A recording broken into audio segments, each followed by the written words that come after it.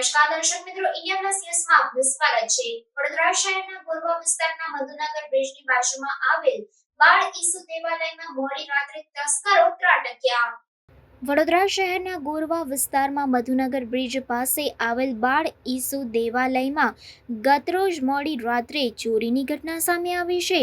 દેવાલયમાંથી ભગવાન ઈસુની મૂર્તિ અને તેના ઉપર રહેલી સોનાની ચેનની ચોરી કરી હતી, જે ચોર સીસીટીવી કેમેરામાં પણ જોવા મળેલ હતો।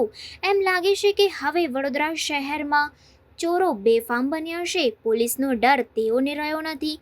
લોકોની સલામતી સામે અનેક સવાલો ઊભા થયા છે।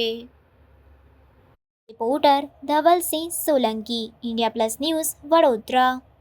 શું બનાવ બન્યો હતો અહીંયા આગળ દેવાલયમાં? આજરોજ મધ્યરાત્રિએ લગભગ 1:15 વાગ્યાની આસપાસ દિવાલ કૂદીને ચોર અંદર આવેલો છે અમારા ચર્ચની અંદર, અને ચર્ચની બાજુમાં આ જાળીથી અંદર આવ્યો છે અને ચર્ચ ઓફિસનો જે દરવાજો છે એની પર જે ગ્લાસ લાગ્યો છે, પથ્થર લાવીને ગ્લાસ તોડીને ચર્ચ ઓફિસને ફંફોસી છે, બધું ડ્રોવરો બધા ખોલી નાખ્યા છે, પણ કંઈ ન મળતા એ પછી અમારા ચર્ચની જે સેક્રેટરી છે એના દ્વારા એ ચર્ચની અંદર ગયો અને ચર્ચની અંદર બાળ ઈસુ દેવાલય, બાળ ઈસુની જે મૂર્તિ છે જે પ્રાગ દેશમાંથી લાવવામાં આવી છે, યુરોપમાંથી, એ મૂર્તિ સોનાની એક ચેન પણ હતી, કદાચ 1.5 તોલાની એ ચેન અને મૂર્તિને પણ એ ચોર આવીને લઈ ગયો છે।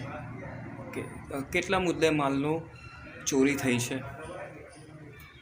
હવે એ મૂર્તિ ખાસી એક્સપેન્સિવ હતી અને સોનાની 1.5 તોલાની ચેન છે, એટલે તમે વિચારી શકો અત્યારે સોનાનો ભાવ કેટલો છે। 1.5 તોલાની ચેન હતી તો એ પ્રમાણે 1.5-2 તોલાની ચેન તો લગભગ હશે, કારણ કે મૂર્તિની હાઈટ આટલી છે તો એ પ્રમાણે એની ચેન ખાસી આટલી લાંબી હતી, તો લગભગ 1.5-2 તોલાની તો હશે। મિનિમમ 3-4 લાખ મુદ્દા માલની ચોરી થઈ એવું કહી શકાય?